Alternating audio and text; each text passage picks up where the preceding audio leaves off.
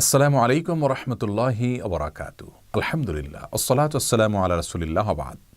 সুপ্রিয় দর্শক শ্রোতা ভাই বোন, আমাদের দেশে একটা কথা বেশ জোরে সোরে প্রচলিত আছে, আর তা হলো আমরা অনেকেই বলি জন্ম, মৃত্যু এবং বিয়ে এ তিনটি আল্লাহ তাআলার হাতে।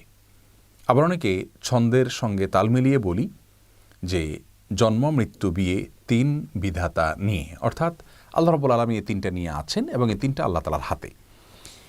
আপাত দৃষ্টিতে মনে হচ্ছে যে এটি তাকদীরের প্রতি বিশ্বাস এর কথা প্রকাশ করা ভালো কথা, কিন্তু মূলত এটি আল্লাহ রাব্বুল আলামিনের যে তাকদীর রয়েছে সেটাকে সীমাবদ্ধ করার শামিল। শুধুমাত্র জন্ম, মৃত্যু, বিয়ে কেন, সব কিছুই আল্লাহ রাব্বুল আলামিনের হাতে, সব কিছুই আল্লাহ রাব্বুল আলামিনের তাকদীরের অধীনে।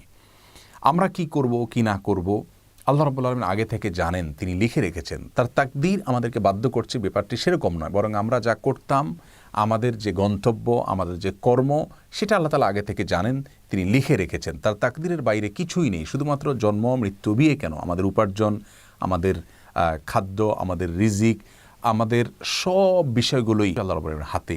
ওই অর্থে কোরআন কারীমে আল্লাহ রাব্বুল আলামিন বলেছেন, ওয়াকুল্লু সগীরিন ওয়া কাবীরিন মুস্তাতার, প্রত্যেক ছোট বড় সব বিষয় লিপিবদ্ধ রয়েছে।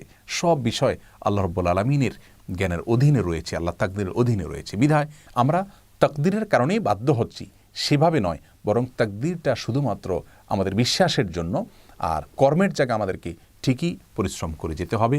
স্বয়ং রাসূল করিম সাল্লাল্লাহু আলাইহি ওয়াসাল্লামের হাদিসে আমাদেরকে নির্দেশ করা হয়েছে, আমালু, তোমরা কাজ করতে থাকো, ফাকুল্লুন মুয়াসসারুন লিমা খুলিকা, তোমার তাকদীর যা লেখা আছে সেদিকেই তুমি যাবে, বাট তোমার কাজ হলো পরিশ্রম করে যাওয়া, কাজ করে যাওয়া। অতএব তাকদীরের দিকে আমরা লক্ষ্য করে থাকবো না, তাকদীর শুধু বিশ্বাস করবার জন্য, কাজের ক্ষেত্রে আমরা শুধুমাত্র কাজ করতে থাকবো।